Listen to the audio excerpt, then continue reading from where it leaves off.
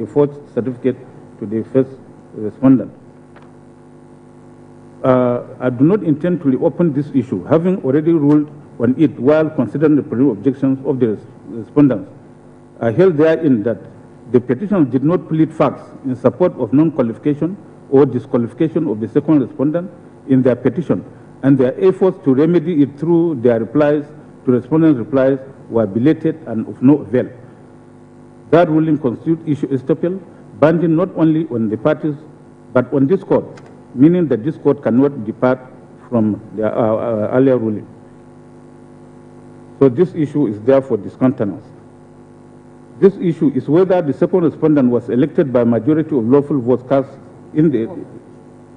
That's issue 4. Yes. This issue is whether second respondent was elected by majority of lawful votes cast in the election, and first respondent was right in declaring him as elected.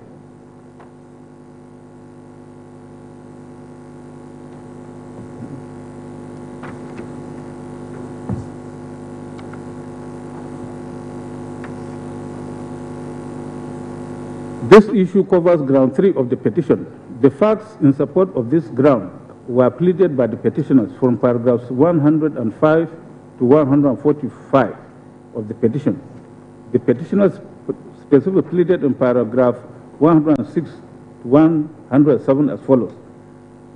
The petitioners shall lead evidence at the hearing to show that A, the result of the election as announced by the first respondent, and especially the votes allocated to the second respondent, do not represent the lawful valid votes cast at the election. And B, the lawful votes cast at the election were deliberately and massively deducted from the first petitioner's scores by the first respondent in order to return the second respondent. 17.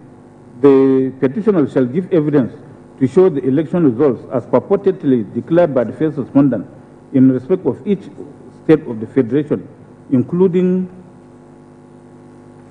the Federal Capital Territory, the details of which are contained in the table following are wrong.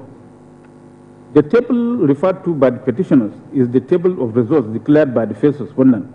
There is no other set of results placed before this court by the petitioners to form the basis of our finding of fact as to whether the declared result is wrong or not. Success or failure in an election depends on figures, which is in turn dependent on votes garnered by each candidate. So while the complaint in an election petition is that candidate returned did not poll majority or highest votes in the election to be returned as contended herein by the petitioners, not only must the figures disputed be pleaded, the figures or votes the petitioner perceives as the correct figures of the election ought to be and must also be pleaded. That is not only logical.